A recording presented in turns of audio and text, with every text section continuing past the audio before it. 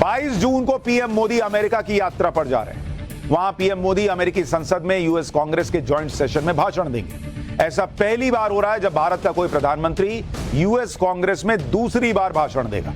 इससे पहले पीएम मोदी ने 2016 में भी कांग्रेस को एड्रेस किया था। यह पीएम मोदी समेत हर हिंदुस्तानी के लिए गर्व की बात है कि दुनिया की सबसे बड़ी महाशक्ति कहे जाने वाले देश अमेरिका में भारत के प्रधानमंत्री का जॉइंट भाषण होगा, जॉइंट सेशन में भाषण होगा।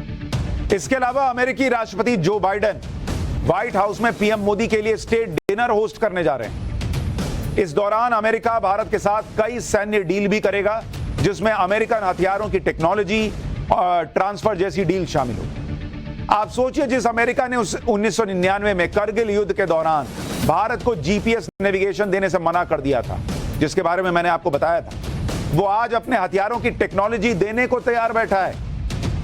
यह है आज की इंडिया का रुतबा।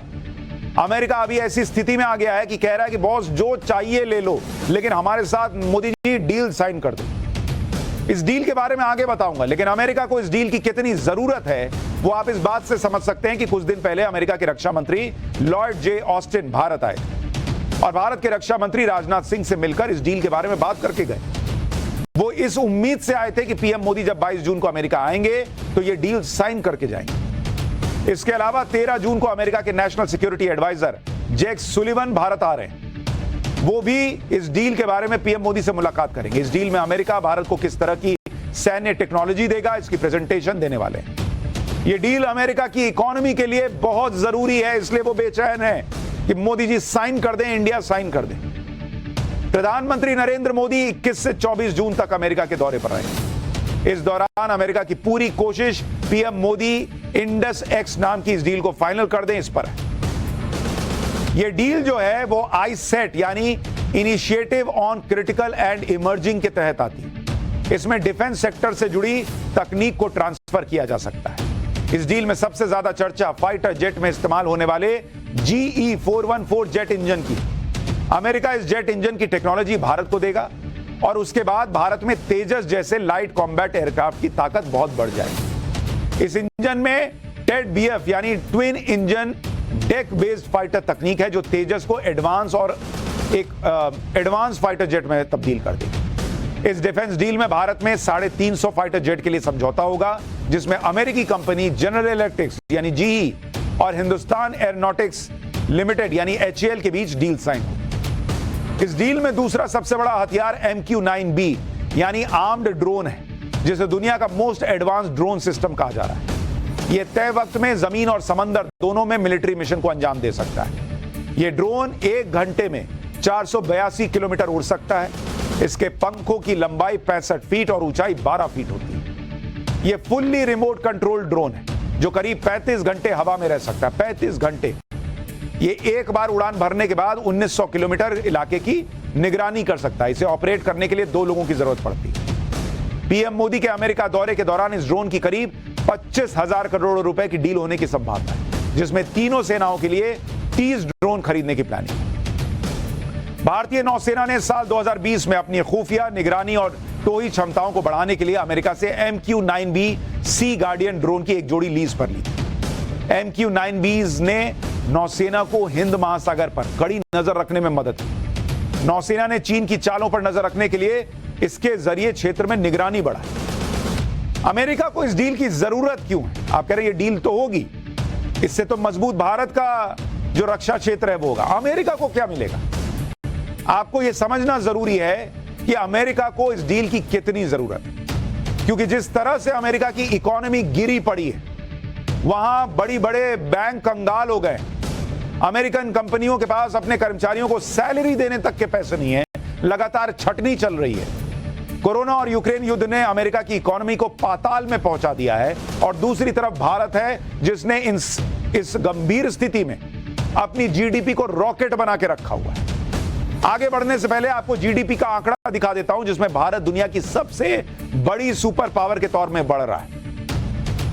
वित्तीय वर्ष 2022-23 में भारत की GDP ग्रोथ 7.2% रही है। बगल में अमेरिका को देखिए, 2.1% पर रेंग रहा है। बाकी देशों की हालत भी बहुत टाइट है। चीन 3%, यूके 4%, फ्रांस 2.5%, जर्मनी 2% नहीं पहुंच पा रहा। ये है अपना इंडिया, ऊपर तिरंगा लहरा रहा है नरेंद्र मोदी के राज में। अमेरिका ये जानता है कि उसकी गिरती इकोनॉमी के लिए इस वक्त भारत ही उसकी मदद कर सकता है। अरे भाई, जिसके जेब में पैसा वही ना मदद करेगा, बाकी तो खुद ही डूबे, वो क्या मदद करेंगे? क्योंकि चीन और रूस से उसके संबंध अच्छे नहीं। इन दोनों देशों की इकोनॉमी भी बहुत नुकसान में चल रही है, इसलिए पीएम मोदी से डील करना उसके लिए बहुत जरूरी है। क्योंकि अगर आप देखेंगे,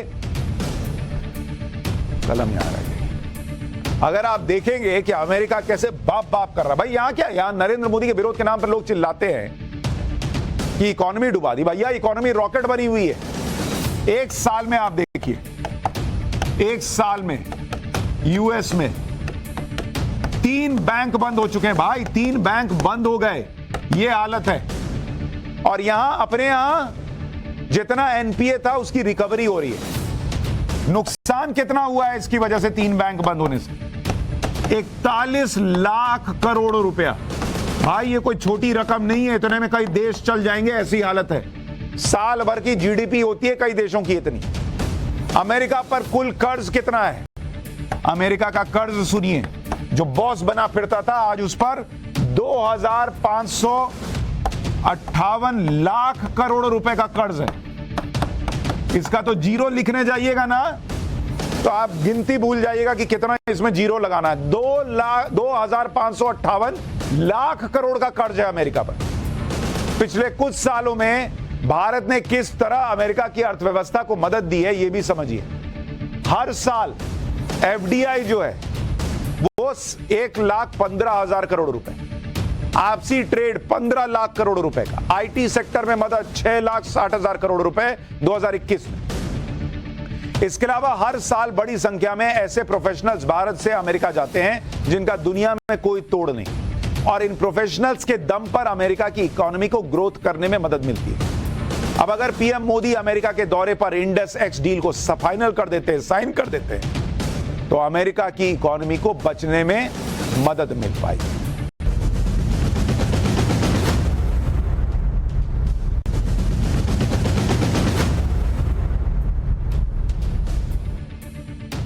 चीन में जब भी कुछ बड़ा होता है तो दुनिया डरने लगती है। कोरोना के बाद तो यह डर और भी बढ़ गया है।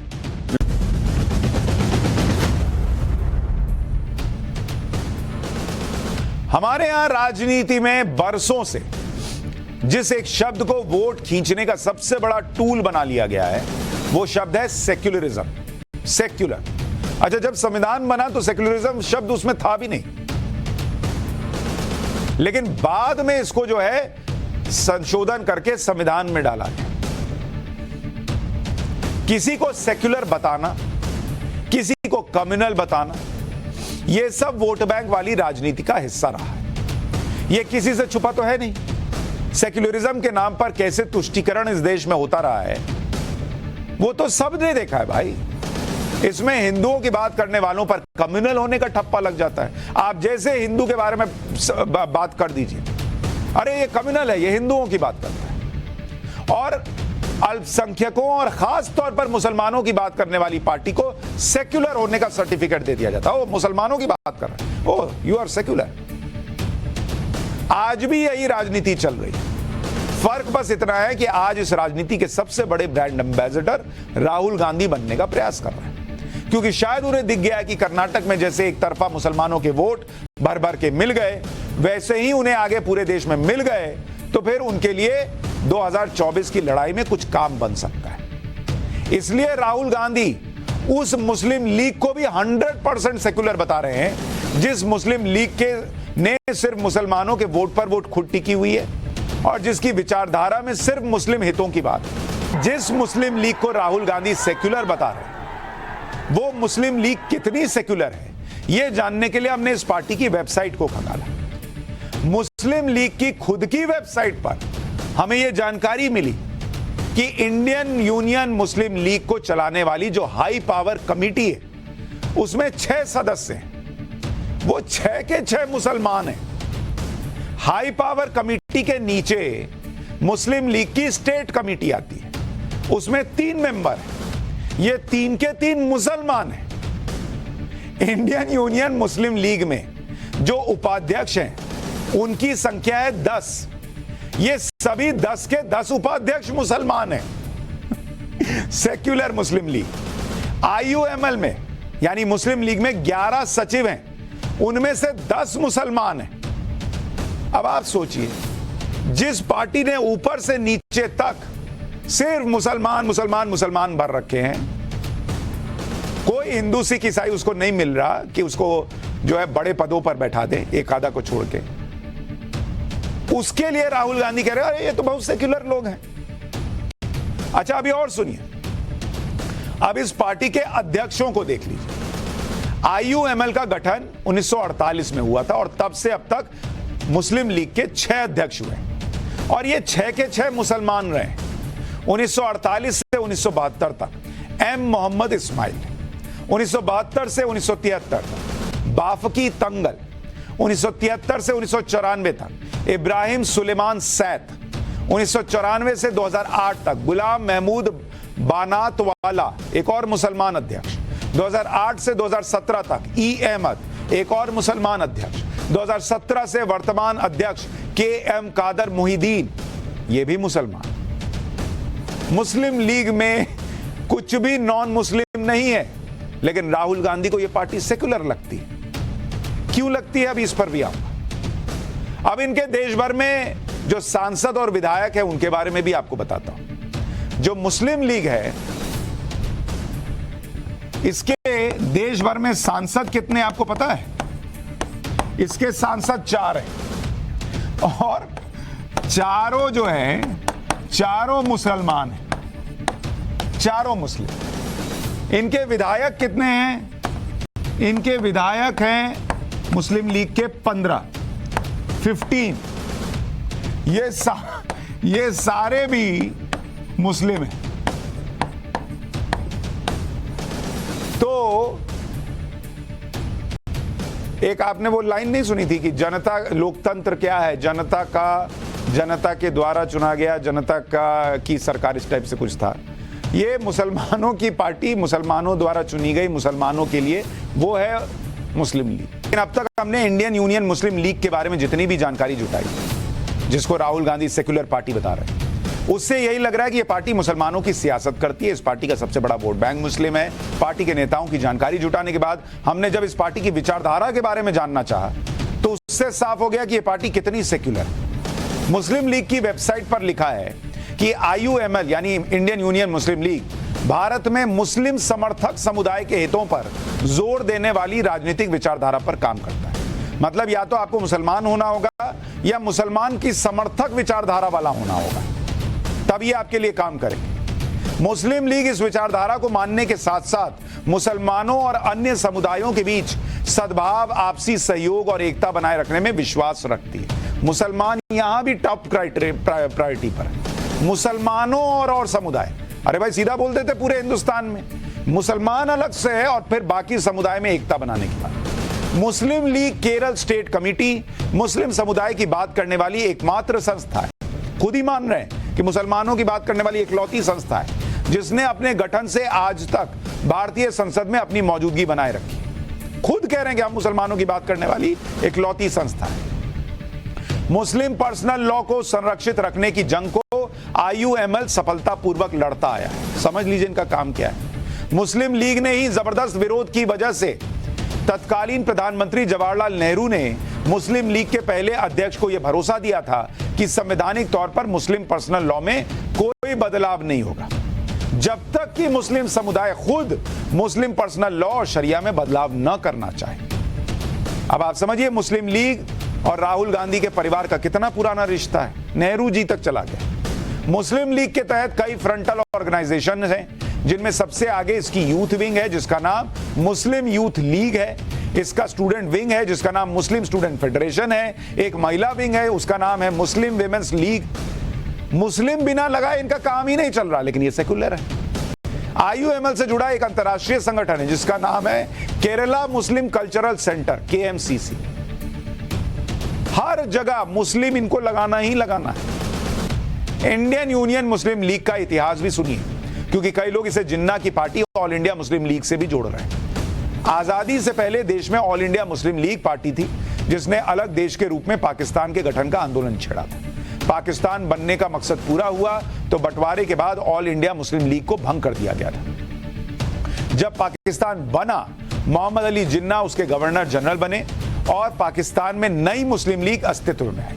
उधर भारत में जिन्ना वाली मुस्लिम लीग का तो अस्तित्व खत्म हो गया, तो उसकी जगह पर 1948 में चेन्नई में इंडियन यूनियन मुस्लिम लीग बनी। इंडियन यूनियन मुस्लिम लीग का प्रभाव खासतौर पर केरल और तमिलनाडु में है।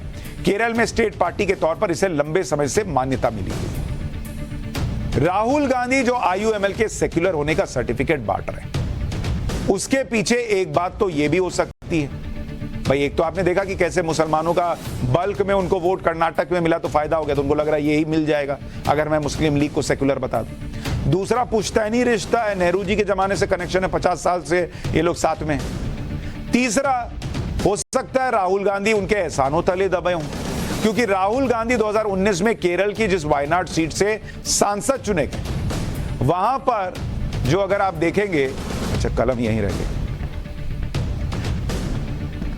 वायनाड में अगर आप देखेंगे जहां से राहुल गांधी सांसद चुने गए थे, अब तो संसद सदस्यता चली गई, वहां मुस्लिम कितने हैं?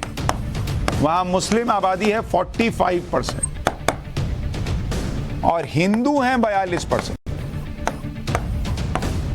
हिंदू हैं 42%। तो हो सकता है उनको लगता हो भाई इन्होंने ही बल्क में वोट दिया होगा, ये तो वैसे भी बटे रहते हैं, इधर उधर गए होंगे, तो सब मिला जुला के मैं जीत गया, तो इनका एहसान भी है। तो कैसे बोलेंगे कि वो सेक्युलर नहीं? लेकिन हमें लगा आपको फैक्ट्स के साथ बताना चाहिए कि मुस्लिम लीग कितनी सेक्युलर है।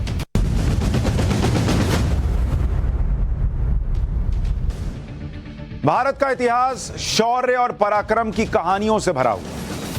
भारत में ऐसे ऐसे राजा हुए हैं जिन्होंने अपनी बहादुरी से मिसालें कायम की, लेकिन यह दुखद है कि भारत का यह पहलू इतिहास की किताबों में बहुत कम पढ़ाया गया।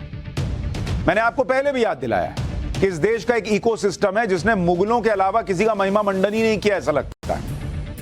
लेकिन आज भारत के इतिहास का ऐसा ही चैप्टर लेकर आया हूं जिसके बारे में जानना सभी के लिए जरूरी है।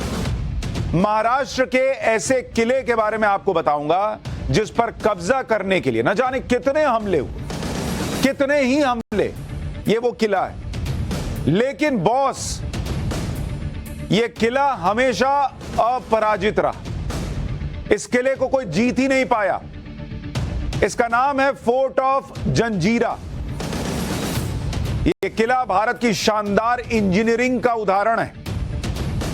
आप में से 90% लोगों ने इसका नाम तक नहीं सुना होगा कि फोर्ट ऑफ जंजीरा भी कोई चीज है।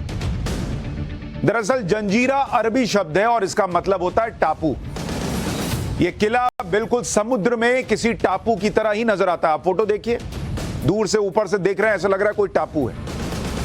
यह है फोर्ट ऑफ जंजीरा। लेकिन इसका इतिहास सुनिएगा तो अगर इतिहास कोई समुद्र हो तो वहां भी जंजीरा एक टापू की तरह है, क्योंकि इसका इतिहास बिल्कुल अलग है। ऐसा किला जिसको कोई जीत ही नहीं सका। जंजीरा किला समुद्र के बीच में बना हुआ है। लेकिन इस बात को समझिए कि आज से 350 साल पहले समुद्र के बीच किला बनाया गया। भाई ये आज की चीज नहीं है, आज की इंजीनियरिंग नहीं है कि अच्छा चलिए समुद्र के बीच में बना दिया गया। 350 साल पहले सोचिए क्या इंजीनियरिंग रही होगी, क्या तकनीक रही होगी कि समुद्र के बीच में किला बनाया इन लोगों ने। पानी के बीच में ऐसा किला बना दिया गया जो सैकड़ों साल से खड़ा है। आज आपको इसी जंजीरा किले के इतिहास के बारे में बताऊंगा तो आप हैरान रह जाएंगे। पहले आपको बताता हूं कि जंजीरा किला की लोकेशन क्या है। जंजीरा किला महाराष्ट्र के रायगढ़ जिले में मुरूद नाम के गांव के पास बना हुआ है। जंजीरा किला चारों तरफ से अरब सागर से घिरा हुआ है। देख रहे हैं मैप में, किले तक पहुंचने का कोई मार्ग ही नहीं है। सिर्फ नाव से या पानी के जहाज से जंजीरा किले तक पहुंचा जा सकता है। कोई सड़क नहीं जाती कि आप गए गाड़ी से देख के चले आइएगा। जंजीरा किला देखने में जितना शानदार है उतना ही इस किले की खासियत भी है। जंजीरा किले की डिजाइन में ही वो राज छिपा है जिसकी वजह से इसे कोई जीत नहीं पाया। जंजीरा किला 22 एकड़ में फैला हुआ है और किले की दीवारें 40 फीट ऊंची हैं। 40 फीट का मतलब है कि करीब 6-6 फीट के ऑलमोस्ट 7 लोग एक के ऊपर एक चढ़ के खड़े होंगे, तब जाके दीवार फांद पाएंगे। जंजीरा किले में 19 बुर्ज बने हुए हैं। हर बुर्ज के बीच 90 फुट का अंतर है। बुर्ज मतलब वो टावर बना हुआ है जिससे आप जो है निगरानी रखते हैं। आज की डेट में लोगों को बुर्ज खलीफा पता है, जो टावर बना हुआ, जो बिल्डिंग बनी हुई है, लेकिन यहां बुर्ज है ये लोगों को पता ही नहीं है। बुर्ज से किले की निगरानी होती थी। 500 तोपों से किले की सुरक्षा होती थी। तोप रखने के लिए 26 टावर भी बनाए गए थे। किले में प्रवेश के लिए 3 गेट थे। एंट्री गेट दीवारों की आड़ में बनाए गए थे। दूर से किले का एंट्री गेट दिखता ही नहीं था, जिस वजह से हमलावर किले का गेट खोज ही नहीं पाते थे। एक तो पानी से आना है, इतने दूर से आना है, आप रास्ता नहीं है कि पहुंच जाएंगे, और आप पहुंच भी रहे हैं तो आपको दूर से दिख ही नहीं रहा कि एंट्री गेट कहां है, कहां से घुसना है। इतनी शानदार कारीगरी थी, इतना शानदार इंजीनियरिंग था। पुराने समय में जंजीरा किले के अंदर 550 से ज्यादा परिवार रहते और किले के अंदर बाकायदा मोहल्ले बनाए गए। इन मोहल्लों में पदों के हिसाब से लोगों को रखा गया था। किले के अंदर स्कूल भी था। मतलब अपना एक पूरा आप कहिए कि एक शहर जैसा अंदर बसा हुआ है। किले के अंदर ही लोग खेती भी करते थे, क्योंकि भाई समुद्र के बीच में अब कहां रोज निकल कर जाएंगे और खेती करके आएंगे। तो अंदर ही, जैसे आजकल सोसाइटीज बनती हैं, अंदर ही दुकानें हैं, अंदर ही स्कूल खुल जाता है, अंदर ही क्रिकेट ग्राउंड हो जाता है, सब कुछ अंदर ही हो जाता है। वैसा ही सिस्टम 350 साल पहले। अच्छा, किले के गेट इस तरह से बनाए गए थे जो दूर से किसी को दिखाई नहीं देते थे। इसके अलावा किले से जाने वालों और आने वालों की निगरानी भी होती थी। इसके लिए गेट पास जारी किया जाता था। जैसे आज की डेट में गेट पास लगता है कई सुरक्षित जगहों पर जाने के लिए, वो गार्ड देखता है अच्छा गेट पास है, जाइए जाइए, अच्छा गेट पास नहीं है दूर हटो। तो वैसा गेट पास उस जमाने में देते थे। किले से बाहर जाने और अंदर आने की कहानी भी बहुत दिलचस्प है। किले से बाहर जाने वालों को एक मुहर दी जाती थी। यह मुहर एक तरह से गेट पास का काम करती थी। किले में वापस आने पर वही मुहर चेक की जाती थी कि जो लेके गया है वही लौट रहा है कि नहीं। ये कैसे पता चलेगा? तो मुहर देख करते, अच्छा यही लेके गया था, चलो जमा कराओ। जैसे टोकन मिलता है आजकल। मुहर होने पर ही किले के अंदर एंट्री मिलती थी। जिससे मुहर खो जाती थी उसे किले के गेट पर मार देते थे। इतनी जबरदस्त सुरक्षा थी कि अगर कोई कहे कि अरे मैं गया, मुझसे मुहर जो है गुम हो गई, तो उस पर भरोसा नहीं करते थे, क्योंकि वो सुरक्षा से खिलवाड़ हो जाता, तो उसको वहीं मार देते थे गेट पे। तभी तो 350 साल कोई किले को भेद ही नहीं पाया। जंजीरा किले को इस तरह से बनाया गया था कि वहां रहने वालों को कोई परेशानी ना हो। किले के अंदर ही खाने पीने का सामान हो जाता था, क्योंकि खेती वहीं हो जाती थी। पीने के पानी के लिए झीलें बना दी गई थी। समुद्र के बीच में किला है, लेकिन उसके अंदर झील है। यह वही झील है जो आपको दिखा रहा हूं, जो जंजीरा किले के अंदर बनी हुई है। किले के अंदर 2 झीलें हैं और दावा किया जाता है कि इन दोनों ही झीलों का पानी मीठा होता था। और यह बड़ी हैरान करने वाली बात है कि समुद्र के बीच में किला बना हुआ है, समुद्र का पानी तो खारा होता है, उसका पानी पी के तो आप जिंदा नहीं रह पाएंगे। उसके बाद भी किले के अंदर झील में मीठा पानी था। अच्छा, आपको किले के अंदर रखी हुई तोपें भी दिखाता हूं। आज से 400 साल पहले किस तरह से समुद्र के बीच बने किले में ये तोपें पहुंचाई गई होंगी, अपने आप में आश्चर्य की बात है। समुद्र के बीच इतना बड़ा किला बन गया। उस किले में सोचिए, उस ऊंचाई पर इतना भारी भरकम तोप है। अब उधर से देखिए नाव दिख रही ना, वो उधर से कोई आएगा, तोप से गोला गया, वो नाव खत्म। क्या वो जो है वो इस किले को भेद पाए? इन तोपों को किले की दीवारों पर बने टावर्स पर रखा जाता था, लेकिन वहां पहुंचाया कैसे गया होगा, यह अपने आप में बड़ा प्रश्न है। समुद्र के अंदर इतने शानदार किले का निर्माण कब और क्यों किया गया था, इसका इतिहास भी बहुत रोचक है। जंजीरा किले का इतिहास आपको बताता हूं। जंजीरा किले के निर्माण की बुनियाद 15वीं सदी में रखी गई। मुरूद गांव के पास राजापुरी में मछुआरे रहते थे, जिनके राजा रामराव पाटिल थे। रामराव पाटिल ने अपनी बस्ती को लुटेरों से बचाने के लिए किले की योजना बनाई, और इसके लिए रामराव पाटिल ने अहमदनगर के सुल्तान निजाम खान से इजाजत ली। रामराव पाटिल ने समुद्र के किनारे से कुछ अंदर लकड़ी का किला बनवाया। लकड़ी के किले को मेधे कोट नाम दिया गया। जब किला बन गया तो अहमदनगर के सुल्तान निजाम खान की नजर उस पर पड़ी। निजाम खान ने रामराव पाटिल से कहा कि भैया अब ये किला खाली कर दो। उसको पसंद आ गया। सुल्तान के इस आदेश को रामराव पाटिल ने माना नहीं, क्योंकि उसने बड़ी मेहनत से किला बनाया था। रामराव पाटिल के इस रवैये से अहमदनगर का सुल्तान नाराज हो गया और उसने अपने सेनापति पीरम खान को जंजीरा किला खाली कराने का आदेश दिया। पीरम खान अपनी तमाम कोशिशों के बाद भी जंजीरा किले में घुस ही नहीं पाया। भाई राजा को लगा कि है मेरे बोलने पे बनाया है, जाके हटा देंगे, मार देंगे, सबको ले लेंगे। भाई वो उसका सेनापति घुस ही नहीं पाया जंजीरा किले के अंदर। इसके बाद पीरम खान ने एक चाल चली। पीरम खान ने और उसके सैनिकों ने शराब व्यापारी बनकर जंजीरा किले के पास डेरा डाल दिया। पीरम खान ने रामराव पाटिल के लिए शराब के कई बैरल भिजवाए। इससे रामराव पाटिल खुश हो गया। उसको लगा कोई बिजनेसमैन आया है, शराब भिजवा रहा है। इस पर पीरम खान ने किला देखने की इच्छा जताई कि इतना आपको शराब पिलाए हैं, आपको मजा आया है, तो थोड़ा अपना किला दिखाइए। रामराव पाटिल ने पीरम खान को किले के अंदर बुला लिया, विश्वास कर लिया। पीरम खान अपने साथ कई बैरल शराब लेकर किले के अंदर पहुंचा। शराब के बैरल में पीरम खान के सैनिक छिपकर किले के अंदर गए। रात में जब रामराव पाटिल और उसके लोग नशे में धुत हो गए, तब पीरम खान ने हमला कर दिया। कुछ ही देर में जंजीरा किले पर पीरम खान का कब्जा हो गया। इस तरह रामराव पाटिल का बनाया हुआ लकड़ी का जंजीरा किला अहमदनगर के सुल्तान के कब्जे में आ गया। अहमदनगर के सुल्तान ने पीरम खान को हटाकर बुरहान खान को सेनापति बनाकर जंजीरा भेज दिया। बुरहान खान ने ही जंजीरा में रामराव पाटिल के बनाए किले को पत्थरों से और मजबूत बनवा दिया। अहमदनगर के सुल्तान को इस बात का एहसास हो गया था कि जंजीरा किला बहुत इंपॉर्टेंट है, क्योंकि उस समय गुजरात, दमन और मैंगलोर के बीच समुद्री व्यापार का केंद्र था जंजीरा। जंजीरा अफ्रीका और खाड़ी देशों का व्यापार इसी मार्ग से होता था। यूरोप से भी व्यापारी इसी मार्ग से जंजीरा आते थे। मतलब वो पूरा बिजनेस का हब बन गया। सैन्य रूप से भी जंजीरा किले का इलाका महत्वपूर्ण था। अफ्रीका के इथोपिया के मूल निवासी व्यापार के लिए जंजीरा आते थे। इथोपिया से आए इन लोगों को सिद्दी कहा जाता था। 15वीं शताब्दी में ही रामराव पाटिल से किला जीतने के बाद अहमदनगर के सुल्तान ने एक सिद्दी मलिक अंबर को जंजीरा किले का कमांडर बना दिया। जंजीरा किला 1947 तक सिद्दियों के ही कब्जे में रहा और आजादी के बाद जंजीरा किले का अधिकार भारत सरकार के पास आ गया। जंजीरा किले का महत्व शिवाजी महाराज भी समझते थे और इसी वजह से शिवाजी महाराज ने भी इस किले पर अधिकार के लिए हमले किए।